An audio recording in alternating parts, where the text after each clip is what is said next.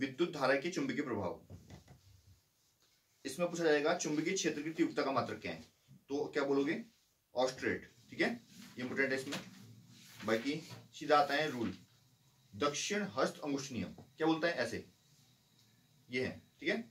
इसमें क्या है, जो ये अंगूठा है ये किसको डिनोट करेगा, ये विद्युत धारा को डिनोट करेगा। जो आपके बची हुई घूमी हुई उंगलियां है ना, वो किसको, चुंबकीय क्षेत्र को। क्लियर है, तो ये है दक्षिण हस्त अंगुष्ठ नियम, इसे मैक्सवेल का कॉर्क स्क्रू नियम भी बोलेंगे। क्लियर है, तो क्या बोलेंगे, दक्षिण हाथ में विद्युत धारावाही चालक को इस प्रकार पकड़ना है कि आपका अंगूठा विद्युत धारा की दिशा की ओर संकेत करे, ऐसे। तो अगर ये अंगूठा जो है वो विद्युत धारा की ओर यानी कि करंट की ओर संकेत करेगी, तो आपकी अंगुलियां चालक के चारों ओर विद्युत क्षेत्र की क्षेत्र रेखाओं की दिशा में लिपटी हुई होंगी, ठीक है। ये विद्युत क्षेत्र की क्षेत्र रेखाएं होंगी। क्लियर है, तो इसको ऐसे नहीं समझ में आ रहा तो आप जब पेचकस से कसते हो कोई चीज तो सब समझ लो, ठीक है। तो कसा हुआ भाग नीचे को वो विद्युत धारा की होगा, और जहां को घुमा रहे हो वो क्या होगा, चुंबकीय क्षेत्र की दिशा होगी। क्लियर है, अब अगला जो नियम आता है इसमें फ्लेमिंग का बाम हस्त या बाएं हाथ का नियम, ठीक है। उसमें क्या करते हैं हम, अपने बाएं हाथ की किसको, मध्यमा है ना, मध्यमा ये है, तर्जनी ये है, और अंगूठे को इस प्रकार रखते हैं कि एक दूसरे के क्या हो, लंबवत हो। 90 अंश का एंगल बनना है, देखो तीनों में, तीनों एक दूसरे के लंबवत है, ठीक है। तो क्या होता है, जो ये मध्यमा होती है विद्युत धारा की ओर निर्देशित करती है, ठीक है, और जो तर्जनी है वो किसको, चुंबकीय क्षेत्र की ओर। तब जो अंगूठा होगा वो चालक पर गति या बल की ओर निर्देशित करेगी। क्लियर है, तो अपने बाएं हाथ की तर्जनी मध्यमा अंगूठे को इस प्रकार फैलाएं कि ये तीनों परस्पर लंबवत हो। लंबवत है मतलब 90 अंश बन रहा है। क्लियर है, यदि तर्जनी चुंबकीय क्षेत्र की दिशा की ओर, तर्जनी क्या करेगी, चुंबकीय क्षेत्र, तर्जनी है, ठीक है, ये मध्यमा है, मध्यमा मतलब मध्यम है, देखो पांचों उंगलियों की मध्यमा है ना, तो मध्यमा हो गई है, ये अंगूठा हो गया है, तो ये तर्जनी है। क्लियर है, तो आपको तर्जनी जो है वो क्या करेगी, तर्जनी चुंबकीय क्षेत्र की दिशा की ओर, ये चुंबकीय क्षेत्र की ओर निर्देशित करती है, ठीक है, और ये माध्यम में विद्युत धारा की ओर निर्देशित करेंगे, तो आपका जो अंगूठा होगा चालक की गति या चालक पर आरोपित बल की दिशा की ओर संकेत करेगा। कहां आता है नियम काम, विद्युत मोटर में, विद्युत जनरेटर में, ध्वनि विस्तारक यंत्र में, माइक्रोफोन तथा विद्युत मापक यंत्र में यही काम आएगा, विद्युत धारावाही चालक तथा चुंबकीय क्षेत्र का उपयोग होता है। ठीक है, तो इंपोर्टेंट था। अब जो हमारे घर की लाइटिंग है उसके बारे में था, जैसे कि हम अपने घरों में विद्युत शक्ति की आपूर्ति मुख्य तारों, जिसे मेंस कहते हैं, किसे प्राप्त करते हैं। ठीक है, मेंस से आती है लाइट। क्लियर है, ये मुख्य तार या तो धरती पर लगे विद्युत खंभों के सहारे अथवा भूमिगत केबलों से हमारे घर तक पहुंचती है। ठीक है, तो हमारे जैसे तार हैं सारी सारी खंभों के सहारे से आती हैं। इस आपूर्ति के तारों में से एक तार जो जिस पर मतलब लाल विद्युतरोही आवरण होता है, विद्युतमयी तार कहते हैं। एक लाल रंग का तार होता है जिसके बाहर लाल रंग का कवर होता है, आवरण होता है, उसे विद्युतमयी तार यानी कि धनात्मक तार बोलेंगे। ठीक है, और एक अन्य तार होता है जिस पर काले रंग का आवरण होता है, जिसे उदासीन तार कहते हैं या ऋणात्मक तार करेंगे। क्लियर है, होता है ना लाल और काला रंग का तार देखा होगा आपने। हमारे देश में इन दोनों तारों के बीच 220 वोल्ट का विभवांतर होता है। कितना विभवांतर रहता है? 220 वोल्ट। क्लियर है, घर में लगे मीटर बोर्ड से ये तार मुख्य फ्यूज से होते हुए विद्युत मीटर में प्रवेश करता है। ठीक है, तो मुख्य ये जो तार है वो मीटर बोर्ड से, ये तार है कहां आएंगे? मुख्य फ्यूज में आएंगे पहले। ठीक है, क्लियर है, फ्यूज के बारे में भी हम थोड़ी देर में पढ़ते हैं। मीटर में प्रवेश करेंगे, विद्युत मीटर में। इन्हें मुख्य स्विच से होते हुए घर के लाइन तारों से संयोजित किया जाता है। ठीक है, फिर हम क्या करेंगे, मीटर से होते हुए घर के जो भी, जैसे कि बाहर वाला कमरा है, अंदर वाला कमरा है, किचन वाला कमरा है, सब में मतलब तारे जाती हैं, ऐसा बता रहे हैं। ये तार घर के पृथक पृथक परिपथों में विद्युत आपूर्ति करती है। ठीक है, जो अलग अलग परिपथ है सब में विद्युत की आपूर्ति करेगा। प्राय घरों में ये दो पृथक परिपथ होते हैं। एक 15 एम्पियर विद्युत धारा अनुपात के लिए इसका उपयोग उच्च शक्ति वाले विद्युत में संयंत्रों जैसे गीजर, वायु शीतलक, कूलर आदि में किया जाता है। ठीक है, देखो एक 15 एम्पियर की बात कर रहे हैं, ये विद्युत धारा की है। एम्पियर विद्युत धारा का मतलब होता है ना करंट, तो उसमें क्या करेंगे हम, ये 15 एम्पियर जो है वो अधिक मतलब उच्च शक्ति वाले विद्युत संयंत्र है। ठीक है, जैसे कि अब एग्जांपल दिया इसने, गीजर बोला, कूलर बोला। ठीक है, और दूसरा विद्युत परिपथ 5 एम्पियर विद्युत धारा अनुमतांक के लिए होता है। ठीक है, तो कम वाला है 5 एम्पियर, तो ये और भी छोटे मोटे जैसे बल्ब हो गया, पंखिया हो गया आदि के लिए यूज करेंगे। भूसंपर्क तार जिस पर प्राय हरा विद्युत रोधी आवरण होता है। एक तीसरा तार आ गया जिसमें हरा रंग का कवर होगा, इसे क्या बोलेंगे? भूसंपर्क के तार, है ना। घर के निकट भूमि के भीतर बहुत गहराई पर स्थित धातु की प्लेटों से संयोजित होता है। ठीक है, तो भूमि के निकट है ना, जमीन के अंदर गड़ा हुआ ये। ठीक है, जमीन के अंदर क्या होगा, धातु की प्लेट डाली होगी, पत्ती डाली होगी, उससे अंदर की आपके जमीन से अंदर की आएगा ये बाहर की ओर। इस तार का उपयोग विशेषकर विद्युत इस्त्री, टोस्टर, मेज का पंखा, रेफ्रिजरेटर आदि धातु के आवरण वाले विद्युत सांद्रतों को सुरक्षा प्रदान करने के लिए किया जाता है। ठीक है, किसके लिए करते हैं? इसके लिए विद्युत इस्त्री हो गया, टोस्टर हो गया, मेज का पंखा, रेफ्रिजरेटर आदि के धातु के आवरण वाले विद्युत सांद्रतों में सुरक्षा के उपाय करने के लिए। धातु के आवरणों से संयोजित भूसंपर्क तार विद्युत धारा के लिए अल्प प्रतिरोध का चालन पथ प्रस्तुत करता है। इससे यह सुनिश्चित हो जाता है कि सांद्रतों के धात्विक आवरण में विद्युत धारा का कोई क्षरण होने पर उस सांद्रता का विभव भूमि के विभव के बराबर है। अगर कहीं पर भी क्या हो जाएगा, करंट मतलब वेस्ट हो रहा है, वो विद्युत धारा का क्षय हो रहा है, जिससे हमको झटका लग सकता है, ठीक है, वो क्या होगा, ग्राउंड में चले जाएगा विभव। क्लियर है? तो हम झटके से बच जाएंगे। ये इसके काम आता है कौन सा? भूसंपर्क तार। फलस्वरूप इस सांद्रतों को उपयोग करने वाला व्यक्ति तीव्र विद्युत आघात से सुरक्षित बचा रहेगा। अगर कोई कभी ऐसा सिचुएशन आ जाएगी कि वहां पर करंट आपका क्षय हो रहा है विद्युत का, तो क्या करोगे आप? बच जाओगे उस झटके से। क्लियर है? प्रत्येक पृथक विद्युत परिपथों में विद्युतमयी तथा उदासीन तारों के बीच विभिन्न विद्युत सांद्रतों को संयोजित किया जा सकता है। ठीक है, कहने का मतलब ये है कि एक तो विद्युतमयी तार है, एक उदासीन तार है। इन दोनों को यूज करके आप क्या कर सकते हो? बहुत सारे संधारित्र को संयोजित कर सकते हो, बहुत सारे मतलब कनेक्शन मतलब उपकरण यूज कर सकते हो। प्रत्येक सांद्रत्र का अपना पृथक ऑन ऑफ स्विच होता है ही नहीं होता? बल्ब के लिए अलग होता है ना, हर कमरे के बल्ब के लिए होता है, अलग होता है, टीवी के लिए अलग होता है, पंखे के लिए अलग होता है नहीं होता? ऐसा, ताकि इच्छानुसार उसमें विद्युत धारा प्रवाहित कराई जा सके, सभी सांद्रतों को समान वोल्टेज मिल सके, इसके लिए उसे परस्पर पार्श्व क्रम में संयोजित करें, सब में बराबर वोल्टता मिल सके, इसलिए क्या करते हैं हम? पार्श्व क्रम यानी कि समांतर क्रम में प्रयोग करते हैं। क्लियर है? तो घरों की लाइट है, हम समांतर क्रम में करते हैं, ये हम पहले ही पढ़ चुके हैं। विद्युत फ्यूज सभी घरेलू परिपथों का एक महत्वपूर्ण अवयव होता है। विद्युत फ्यूज की बात आ गई है। विद्युत परिपथ में लगा फ्यूज परिपथ तथा सांद्रतों को अतिभार के कारण होने वाली क्षति से बचाता है।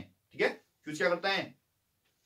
परिपथ तथा सांद्रतों को अतिभार के कारण होने वाली क्षति, अतिभार हो गया, ओवरलोड हो गया ना, कहीं ओवरलोड हो गया, ओवरलोड कैसे भी हो सकता है ना, बाहर से ज्यादा वोल्टेज आ गई ऐसे भी हो सकता है ना, या ज्यादा मतलब ऐसा कोई वो उपकरण आपने चला दिया जो बहुत ही ज्यादा मतलब लोड का है, बहुत ज्यादा हैवी है, समझ लो, तब भी हो सकता है। ठीक है, तो आपकी क्षति बचा देगा वो, तुम्हारी मशीन फूकने से अच्छा वो फ्यूज उड़ जाएगा। तो क्या होगा? फ्यूज आप सही करवा लो, फ्यूज में ज्यादा खर्चा आता नहीं है, और तो आपका जो उपकरण अगर खराब हो गया तो बहुत ज्यादा खर्चा आ सकता है। क्लियर है? जब विद्युतमयी तथा उदासीन तार दोनों सीधे संपर्क में आते हैं तो अतिभार हो सकता है। अगर आपके दोनों ही तार बीच में से कट गए कहीं से और चिपक गए तो तब भी अतिभार हो जाता है, ऐसा बता रहे हैं। क्लियर है? यह तब होता है जब तारों का विद्युत रोधन क्षतिग्रस्त हो जाए अथवा सांद्रतों में कोई दोष हो जाए। ठीक है, जब मतलब उनका जो बाहर का जो लेयर होती है, आवरण होता है रबड़ का, प्लास्टिक का, वो दोनों हट जाए उसमें से, तब हो सकता है। या आपका जो इंस्ट्रूमेंट है, जो उपकरण है, वो खराब हो, कुछ गड़बड़ हो, अंदर चिपक रही हो दो तार, ऐसा भी हो जाता है कई बार, है ना।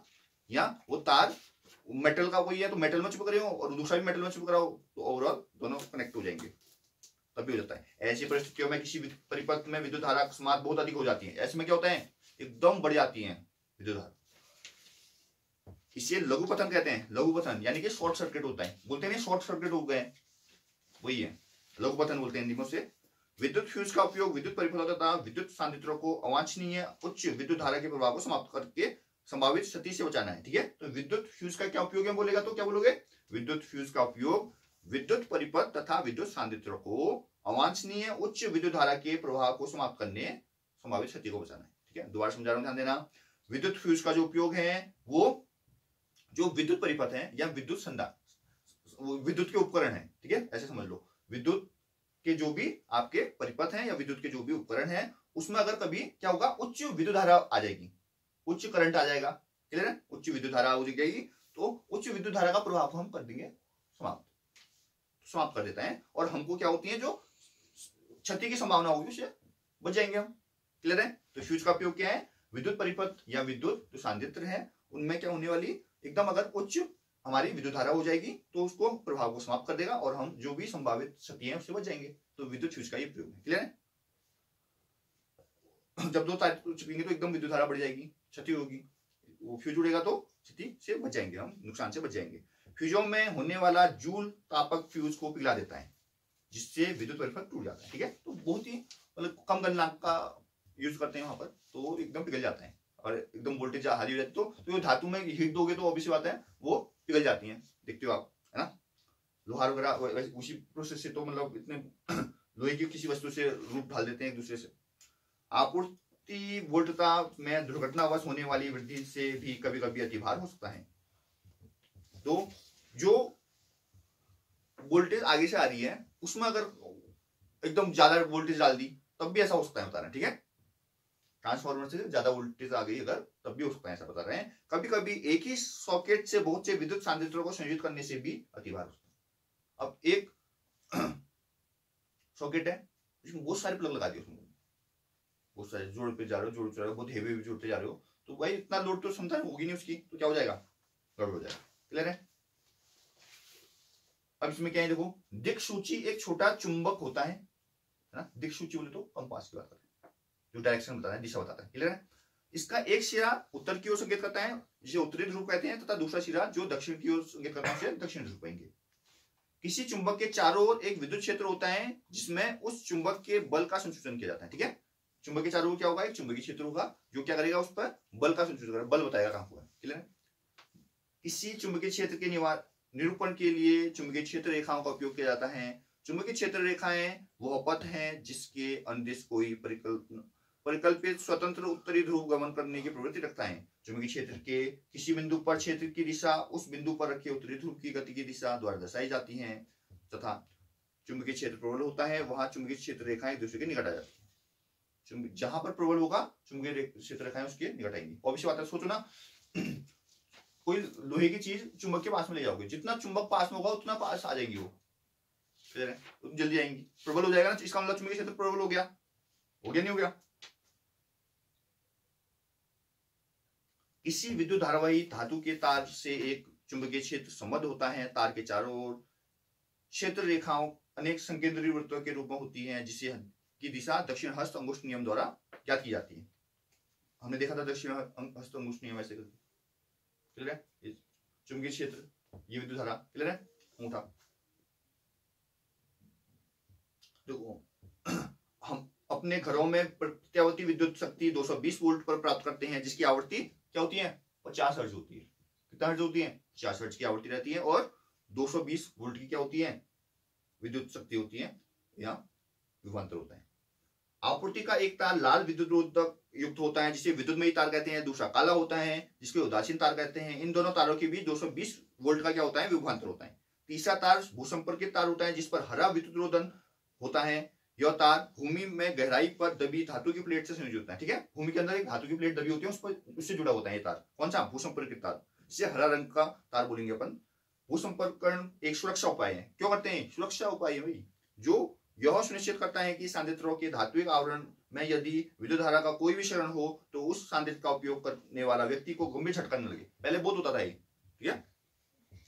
विद्युत पदार्थों की लघुपतन अथवा अतिभार के कारण होने वाली हानि से सुरक्षा की महत्वपूर्ण युक्ति है।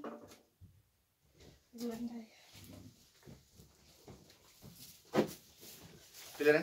तो इसमें जो एक टॉपिक और है, इसमें था कि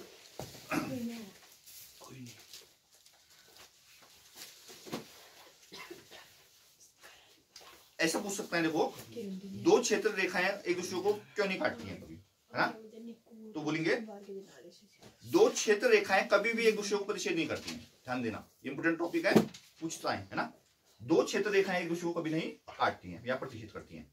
यदि वो ऐसा करे, यदि वो एक दूसरे को काटेंगी तो क्या होगा, इसका मतलब यह हो जाएगा कि प्रतिच्छेद बिंदु पर दिक्सूची को रखने पर, अगर प्रतिच्छेद बिंदु जहां पर वो कट रही है दोनों रेखाएं, वहां पर अगर हम कंपास को रखेंगे तो सुई क्या होगी, दो दिशाओं की ओर संकेत करेगी, जो कि क्या है, संभव नहीं है। क्लियर है।